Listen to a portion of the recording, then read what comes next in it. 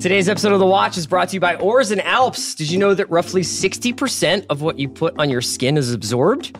Antiperspirant is full of harmful chemicals that have been linked to numerous health problems. Oars and Alps aluminum-free deodorant is a natural deodorant that actually works.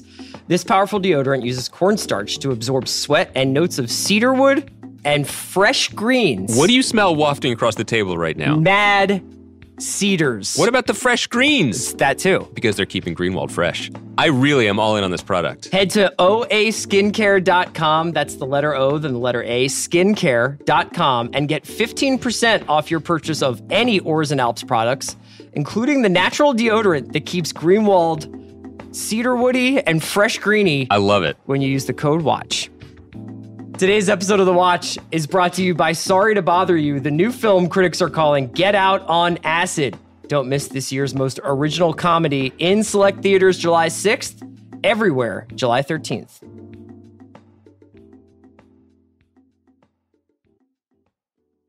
I need support staff to clear the room. Stand up and walk, now. Hello, and welcome to The Watch. My name is Chris Ryan.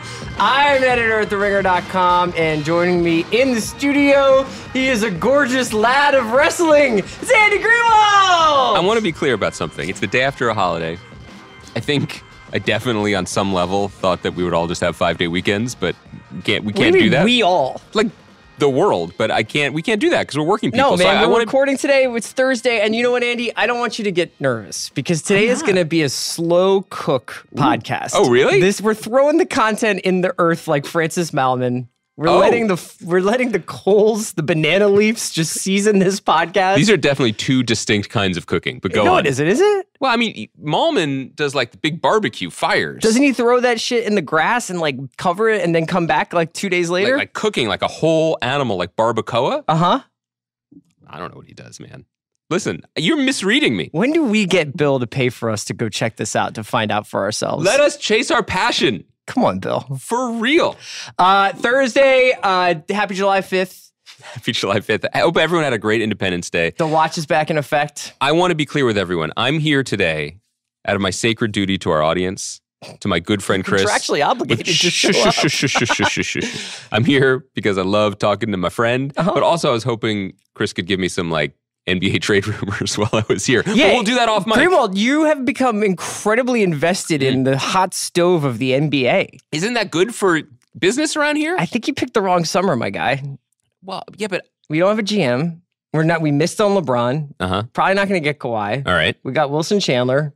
But what I'm asking is, do you think the Sixers will tender contracts to any other Ringer podcasters other than JJ Redick? Okay, I see what you're saying. Do you think they need someone to like gather the team meals and bury them in the earth? And they'll be like, where did you do with my dinner? And I'll be like, Chris Ryan said this is how they do it in Argentina. And then I'll be fired. Today we're going to go over a little bit of entertainment news, and then we'll be talking about the first 3 episodes of season 2 of Glow. On Monday, Andy and I will be releasing the Hounds! Scorpion Volume 2. We're releasing a mailbag because Greenwald's out of town and I'm out of town. We'll both be in different deserts. Different desert cities.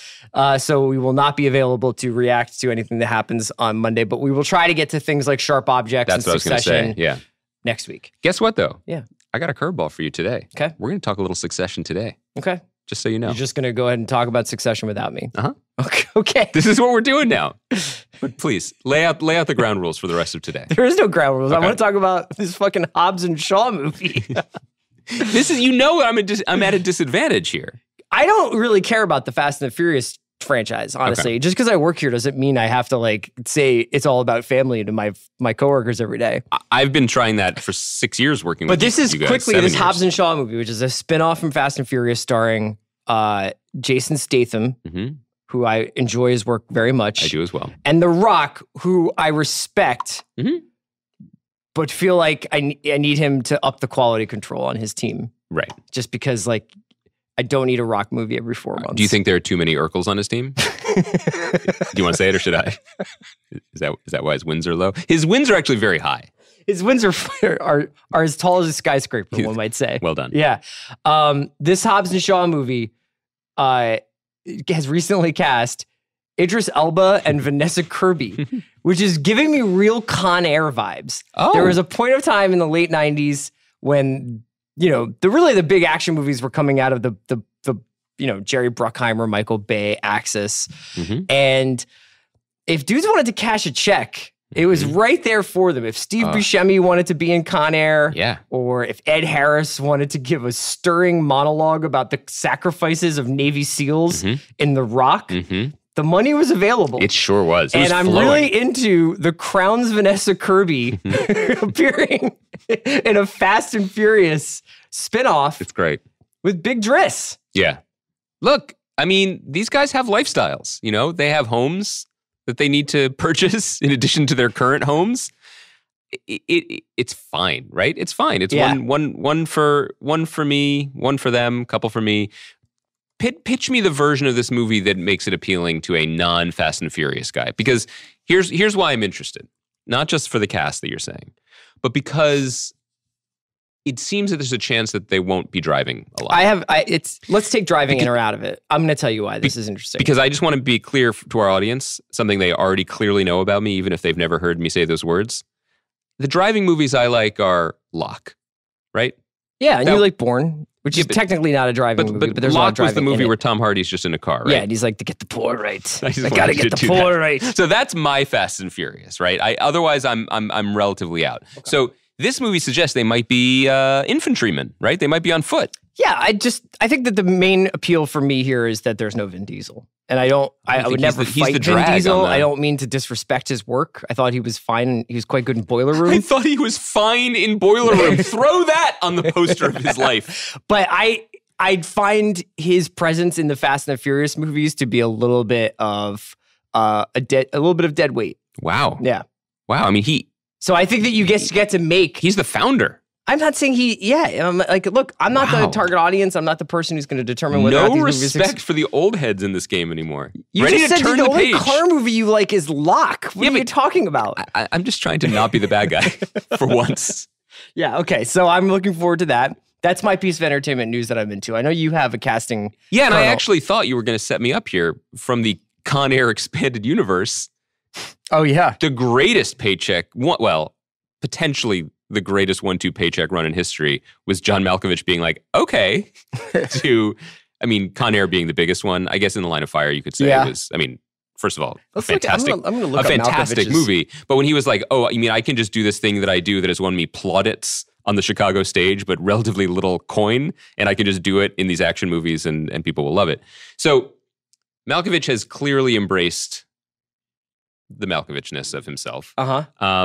And it's been announced that he is going to be joining the God Jude Law in a second season of what I kind of think, were it not for Twin Peaks, was the best show of last year, The Young Pope. Is it still called HBO. Young Pope? No.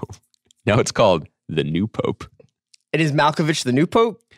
TBD, my dog. We don't know. The Lord works in mysterious ways. Is he going to be replacing Jude Law, who was the young Pope? If so, they could have called it the old Pope. I don't know. But I cannot tell you what joy this brings me, that my man Sorrentino is making another lyrical, ecstatic, bizarro miniseries for HBO about the papacy. I love that show so much. Do you remember Diane Keaton shooting hoops? Yeah, it was great. Do you remember the kangaroo in the gardens? It was great. And then at the end, for people who haven't seen this, please stick with it. It veered into something kind of humanist and wonderful at the end. And yes, we need Malkovich in this. This is exactly right. Please keep funding projects like this. It's a cool addition to this. I didn't really know where they were going to go with it. It's also very hard to imagine. Yeah. So like the Young Pope show, if I recall correctly, did not have any like bearing on current European or Western politics. Like it wasn't like set in the real world, so to speak. No, but weirdly, it was one of those things that came out after the presidential election that felt strangely resonant because of it. Oh, right, because of the cult of personality surrounding a person in power, right? And a disruption of old offices and old traditions. A certain turn towards radical conservatism and showmanship. But yeah, look, I mean, I love the show. My adoration for the show has only grown since, I don't even know if I told you about this, but I went to the Hammer, no, not the Hammer Museum, although that's a nice one too, the Broad in downtown Los Angeles. It's a great art museum. It's a big Jasper Johns exhibit that's now closed. But I went to see it with my family. And who should be one gallery behind me taking in the show? I want to say Jude, but was it John? No, it was the young Pope himself. It's Jude Law. It was Jude Law with at least one of his children. And he was everything I've ever wanted in someone because you can guess what he was wearing, right? Like on a full athleisure. Full athleisure. Yeah. Let me talk about this for a second. It was glorious. There is a level of popularity, of wealth, and of baseline like attractiveness that frees you up to start wearing athleisure all the time. At the museum, in business meetings, at most dinners. And it's key to have the ability to, if I were to put a suit on, I would the whole room would fall over. Yeah. But I'm like leveling it out by wearing dry fit. He is so good looking. I'm not there yet. No, but you're exactly right. He's so good looking that it would have been rude for him to be dressed moderately professionally in a public setting. Right. We would have been appalled. But he did. Some guys clean up. Guys like Jude Law have to clean down. He absolutely, I love this phrase, I love this idea. He looked like he was trying out he had not yet gained entrance to a Stone Roses cover band. Like that was the height of what he was going for. Was he wearing a beanie? There was some sort of hat apparatus at some point. Okay. But it was removed out of respect for the great artist Jasper Johns. By the way, speaking of just feeling so comfortable with yourself that you can just let things hang out, I'm having a weird sense of deja vu that we've already told this story and talked about our love of athleisure on this podcast.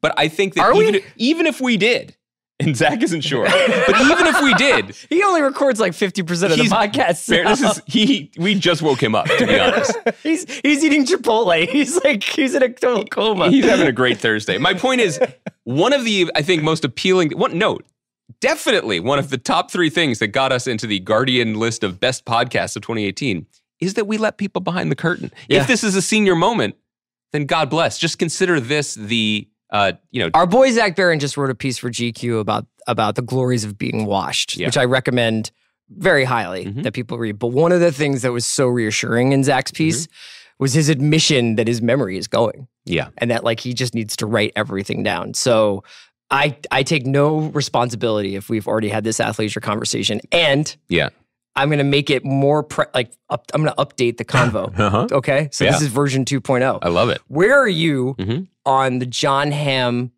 NBA courtside look? So I don't know if you saw Bill's show Courtside at the NBA Finals. It was on HBO. And the idea behind the show is that as soon as these games ended, Bill would walk out onto the floor and start talking to people who were also at the game. Right. And by far, and he doesn't get tackled by security. He does not. And by far, my favorite interview in the show is Bill goes up to John Hamm. John Hamm is there for one of those, look who's in the crowd. It's John Hamm and Jeremy Renner from the new movie Tag. Also, I saw Tag.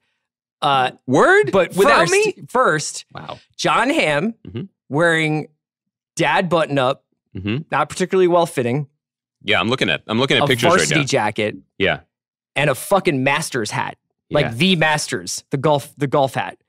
And he just looks like that's the next level. It's like athleisure is for guys like Jude Law who, are like, I could clean up, but I don't want to. Yeah. John Hamm is like, I don't care either way. I don't care. Because I'm wearing a golf hat. Yeah.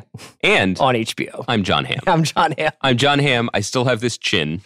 Your wife would still leave you for me in a heartbeat. I got to say, and I don't mean this in a self-serving, humble brag way, although I think it is plausible that it could be construed this way. I've met John Hamm 2 times in my life. I believe both times he was wearing this shirt. I'm serious? Fairly confident he's wearing this blue checked shirt. He could be, now look, one of the times I met him was at our buddy Jason Mantzoukas' birthday thing. And because they're buddies, all the comedy world, they're all very incestuous here. And Jason Mantzoukas, whom we adore, who's hearing me talk about this right now probably, he wears the same clothes. He's very upfront about this. He has like his uniform that he wears. He has a wardrobe full of white shirts. Yeah. So maybe John Hamm does that as well, but I really think it's next level washed. So washed, he got dirty, then got clean again. What do you think? Because we're also looking at this picture and Jeremy Renner is standing here wearing a pea coat and a gray scarf. This is also, people should download this image because the most incredible thing about this is the power dynamic because Hamm is just dunking on Renner in this photo. It's merciless. Renner was told that he was going to be on camera and courtside, and he had his hairstyle just so. Yeah. He has some sort of scarf wrapped around his neck. Yeah. Where was this filmed? In San Francisco? In the Bay Area, in Oakland. Look, does he think he's like an Armani barista in this picture? This is absurd.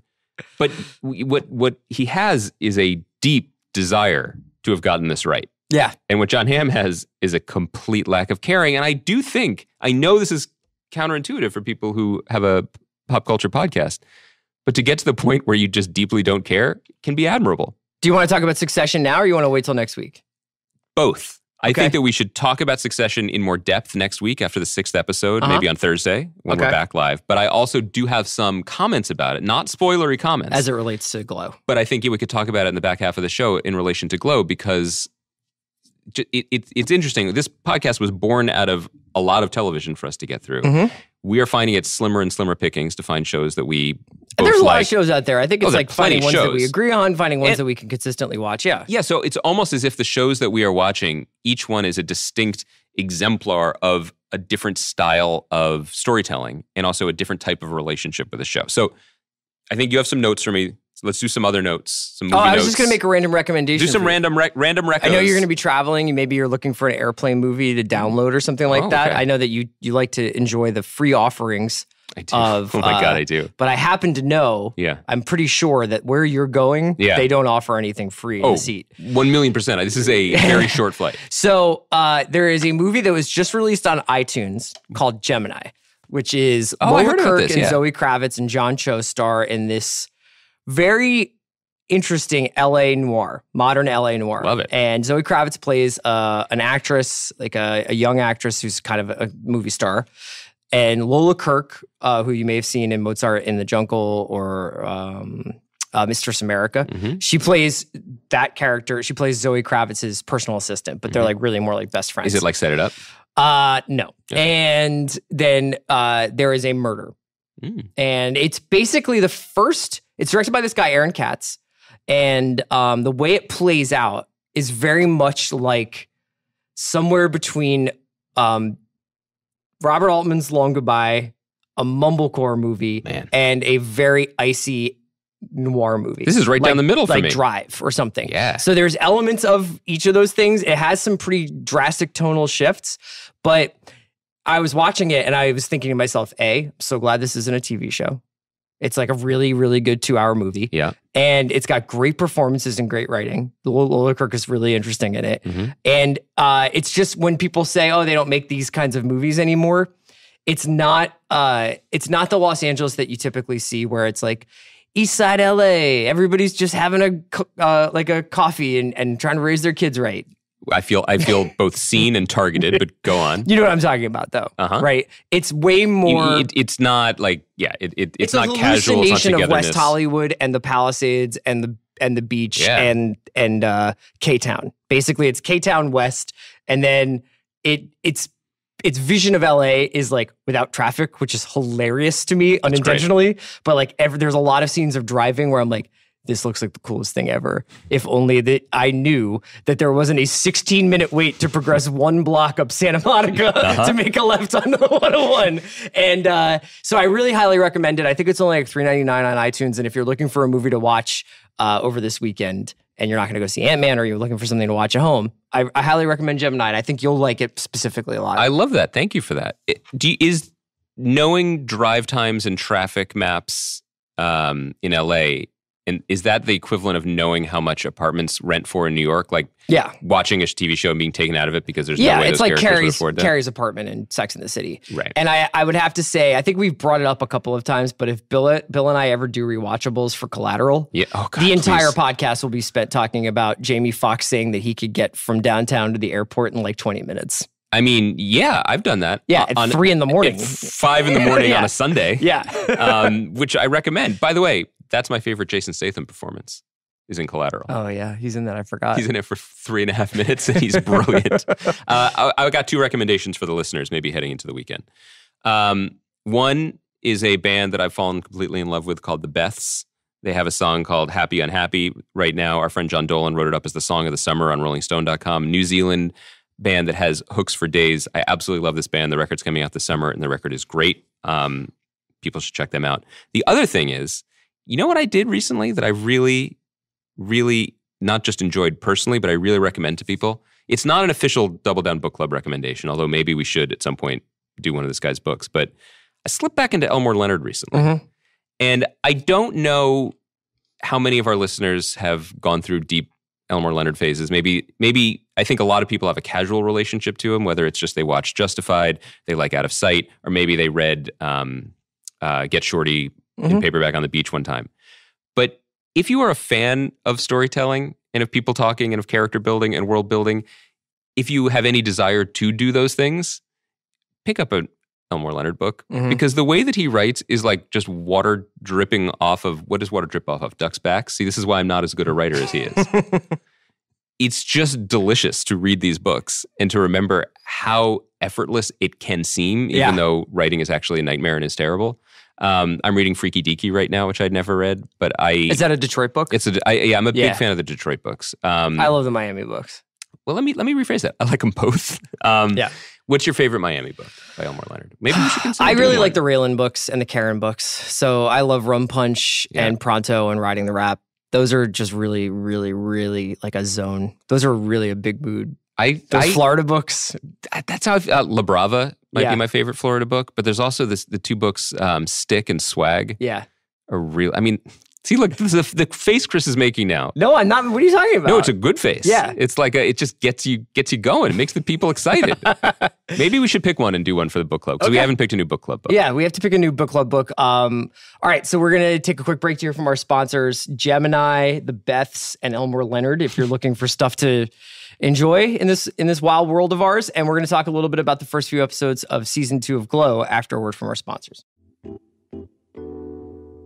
Hey guys, while I have you here and before I let you go, I want you to go to theringer.com/shop where you can find the Watch t-shirts. It's our first ever official t-shirts. You may have possibly made your own at home. For that, we thank you. But these are the first official ones. They say "Great job, Baranski" on the front and the Watch on the back.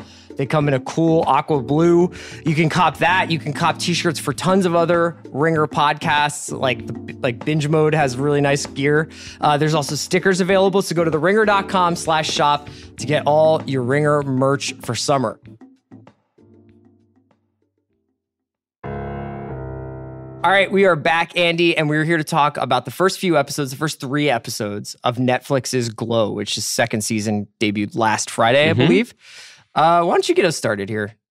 I feel like there might be a slight imbalance in terms of passion for the show at this table, but we'll get to it. I love the show. I think the first season was one of my favorite shows of 2017, but I also thought it was one of the most impressive shows in a sneaky way.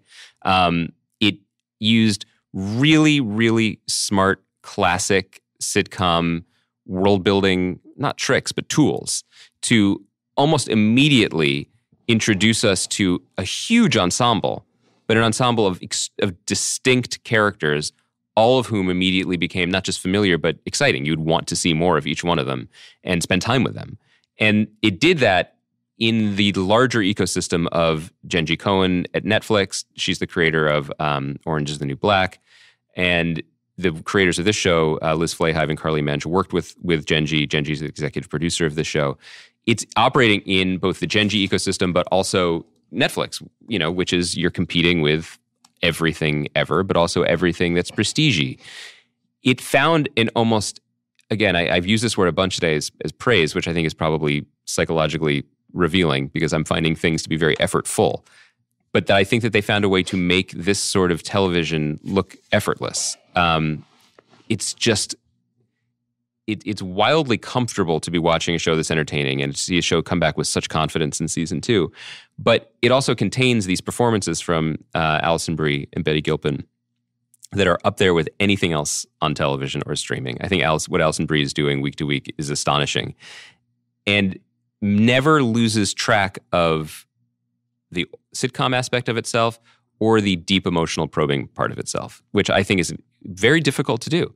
I think it's a high wire act. The show is basically a relationship dramedy about these 2 female friends. Oh, and Mark Maron is in it too, and is very good.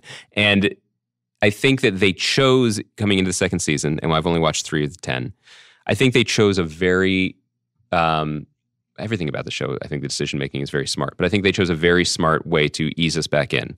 The first season covered relatively little ground in that the gang got together, they learned how to wrestle, and then they put on one wrestling show. The second season pretty much picks up immediately after that, and there hasn't been we haven't spent much time in the ring since. We're just still slowly, incrementally building. I think that's really smart, especially coming from a producer like Genji Cohen, who burns through plot at an absurd rate, usually. I think it's also a smart nod to the way people are watching these shows and the way they're digesting them and binging them. That it's not in a hurry. And this leads into the aspects of Succession I actually want to talk about. But in the case of Glow, I really appreciate that it's not in a hurry. It is a really high-quality hang. Yeah, I think the thing that really jumped out at me watching these first few episodes was how many shows I wish started in season 2. Yeah.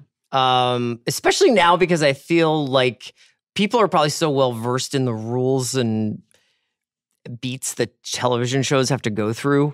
And I think that almost had the charm of Gilpin and Bree was almost like working against this show. There's some times where you remember, like, it took a really long time to get like used to Matthew Fox, on Lost. Yeah. It takes a long time sometimes to get used to the kids on Friday Night Lights and get their beats. They were kind of like ready to rock as soon as the camera went on. And it was almost like they were too good for where the show was in some ways. You wanted to jump ahead to more complexity to let them cook. Exactly. Like I was almost just like, you don't have to set the appetizers out. Like, let's just go straight to the thing, you know? And that's what I've noticed so far is that I almost would say to people, if you didn't get a chance to see Glow season 1, don't sweat it. See, I get what you mean. I just think that, again, Glow is the type of show that can benefit from it. I think that you can look at Glow in comparison to other Netflix shows. And, Netflix, I don't know how the notes are given. I don't know if there's ever explicitly a creative mandate that comes down from the top. But if you look at the Marvel shows, for example, many of which we got excited about in the early going, and then I think, which reflects our interest in them, we've just sort of tapered off because Marvel basically it's like they're sold ad space almost, and so they had to fill X number of episodes for all of these series, and they had to deliver on them. I don't mean to say that it felt like it was a waste of time. But I'm saying is, a show like Luke Cage that I intend to check out the second season. I'd love to see some more of it. I did like the first season, but again, there wasn't enough story for that many episodes. A show like that is about forward momentum and plot and plot and plot. And so if there is an episode where it's just dragging, where are you? A show that is constructed, a very different show, but a show like Glow is fine with that because there's just all these little corners, and I'm actually happier hanging at the hotel with the ladies as we learn more about them and they interact in different pairings than I would in a different kind of show. Sure. So it's just a more pleasurable experience that's, I think, better suited to Netflix than some of these other programs are. To your point, it's interesting that you went there because that's sort of what I wanted to say about Succession. I've also had pilot fatigue. I think we're not the only ones. I think maybe even some of our listeners are tired of just getting the whole machinery rolling with a new show and what that means. The shows that we have really jumped on, like Killing Eve, started out like gangbusters. Yeah, and I would say anecdotally around The Office at the Ringer, and people should check out Jam Session if they want like a deeper dive on these two shows. But two of the shows that I've heard the most passion about in the last couple of months are Bold Type and Younger, both of which one's in its second season, Younger's in its like fifth season. And I think that we're kind of like losing track of the gains shows can make over extended periods of time because we're constantly like, let's start the terror, let's start this, let's start that. And like, let's go back to the beginning and learn everything about these people and what their motivations are and what their challenge is. I'm not talking about Glow at all now. I'm talking about like just larger television stuff. And we could talk about specifically about the first 3 episodes if you want. We will, but I don't want to lose your thread there. And I think that Glow has the potential to be something like that. Allison Allison came in the door like basically like, this is the best show on TV. Alison Herman. Yeah. Not Alison Brie. No, Alison Herman. Because if she was here, please invite me to the office so we can have her on the podcast. She was just like, this is the best show on TV. It's so good because like, and it was a show. She also was like, this show is ready to be in its second season. It was ready to have a lot of balls in the air. Yeah. Yeah, I think that's true. And I think that it's taking its time building up to it. I think the rest of the season, from what I understand, having not read anything, but the vibe of the coverage is that it's going to take a couple big swings going forward. But I think that it might be better to distinguish that we're still kind of in an in-betweeny place with TV. Killing Eve grabbed our attention and all the plaudits, and it deserved them for the way it just shot out of the canon. Those first 3 episodes were the best 3 episodes of the season, but they were also among the best first 3 episodes of a show I can remember in quite some time. And one of the things that kept us coming back was this feeling like, they're really doing this? This should end soon. You know, it had the momentum of a limited series, of an event series. It's clearly not that. And that was underlying all of our coverage of it. We have some concern about it going forward. Succession, which we'll talk about in more depth next week. But I wanted to tell you that Succession in the 5th episode won me over. And I had been struggling with it. And I think that I was struggling with it with this sense of fatigue. What is this? What's it going to be? It was the 5th episode it only could have been the 5th episode, because what I finally appreciated about the show, what came into focus for me in this episode, was I was enjoying some of these people's behavior. There was enough, not just enough time spent with them to kind of get the dynamics, but I think also the creator and the writers and the director and the actors had suddenly started to have spent enough time with these people to let it go a little bit, let it loosen up a little bit. Yeah. There are these asides in the 5th episode that I don't know if we credit Adam Arkin, who directed it, or we credit Jesse Armstrong, who's the showrunner, or the actors. But all of a sudden, the characters aren't just saying A to B to C in the scene. They're saying A to B to C, but then they throw in a little X. Yeah. They throw in a little Z just to get you out of there. Yeah. And also, you love that shit. And also James Cromwell shows up. Yeah. And all of a sudden, everyone feels like we're having fun a little bit more. And what I wanted to say was, you can't do that in a first episode often. But it also seems like, because you need that time to build up, and you need that time spent with the characters. Everyone needs to spend that much time with them. But I think it's also a question of training our brains in this very confusing era of television as to what type of show we're watching. Is it a long haul show, or is it a sprint show? And I think that because all of our attention spans are getting shorter anyway, we are definitely more drawn to the sprint shows. And I prefer sprint shows that are sprint shows, and I'm concerned actually about the shows that come off like sprint shows and traffic in that energy, but are actually like, really, we're going to do this for 4 seasons. Yeah. Because that doesn't always work. So to Glow, one of the reasons why I'm thrilled by it, it's not just because it's half hour, not just because it's essentially an ensemble sitcom, which are always popular for a reason. It's because it's the kind of show you can settle into and just be constantly low level, pleasantly surprised and impressed by. And I expect there'll be a higher level of that going forward. I just think some of to talk specifically about these episodes, it's just good storytelling decisions to maximize the talent on the floor. Well, I also, since we're talking about Glow in relationship to Succession, which is sort of a random pairing, but really more just because we happen to be watching them. What I think about a lot when I'm watching Glow, especially in the first few episodes of this season, is how difficult it must be with an ensemble that size to pitch everybody's performances at the same at the same way. And I think part of what I'm so impressed about with the second season is how they've brought the Brie character's energy back down to earth a little bit. Not in like a really obvious like change your performance way. And obviously her character has gone through enough over the course of the first season that she might be like, she's still effervescent. She's still optimistic. She's still trying to make something more idealistic out of what a lot of people who are involved with this organization kind of are looking at as either this is just a paycheck, this is pathetic, I can't believe this is where my life has led me. And Alison Brie is like, we could make this something beautiful and we could make this something amazing.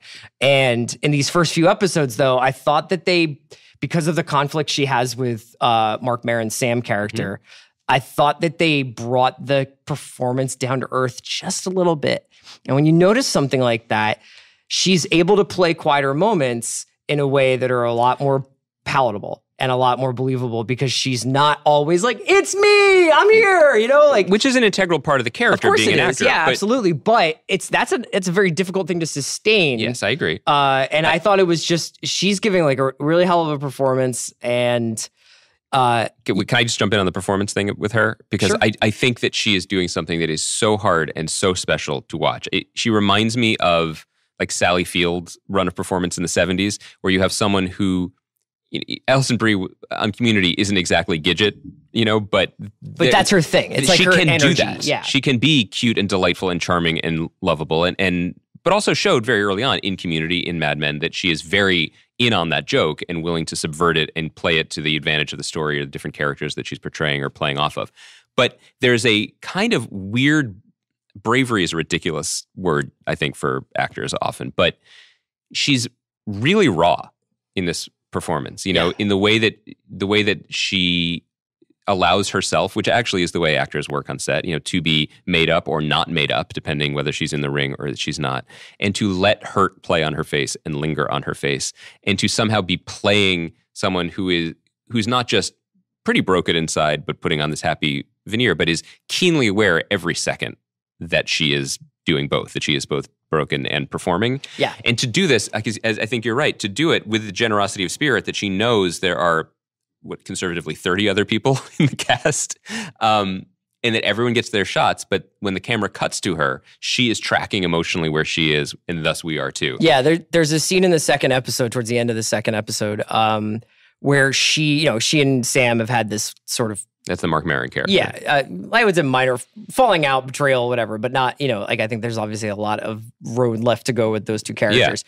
Yeah. And she goes into the control room where he's sitting, and she kind of is like, hey, and he's just like she's like, what are you doing? And he's just, are you hiding from everybody? And he's like, only from you. Mm-hmm. And she's like, oh, we're joking again. And he's just like, I'm not joking. Yeah. And it's a really great moment because so often comedy or even just dramatic scenes even are written to maximize awkwardness in a way that is completely irrelevant to the characters on screen. It's just to make you do the like Larry David watching between your eyes thing. Mm-hmm. Like, I can't believe how uncomfortable this is. Mm-hmm. And it completely forgets the actual truth that might transpire between these two people and what's happened before and what could happen after.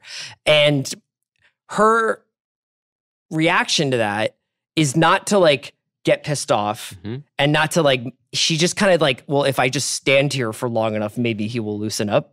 And that's exactly what kind of happens. I mean, he doesn't really loosen up, but he doesn't kick her out. And it's such a great little moment. And that's the kind of thing that I kind of do really love about these high volume Netflix shows that I hope you see more of. Like, I hope we see this in Ozark season 2. I hope we see this in Dark season 2, is you've got a little bit more runway to play with. Yeah. And you should play. And not everything needs to be checking plot boxes. Like, you can just mess around in the margins of relationships sometimes.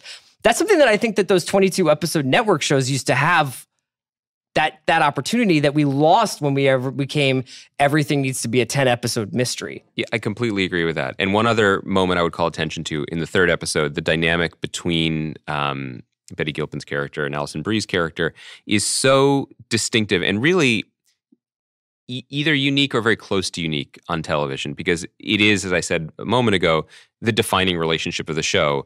And it is a relationship between two women that is presented with really raw emotions at the fore. It is an unvarnished relationship. And I think that coming off of an era where the ways men, particularly in professional settings, use machismo and masculinity and the way the culture operates or is expected to operate to skullfuck each other, basically, in a variety of ways.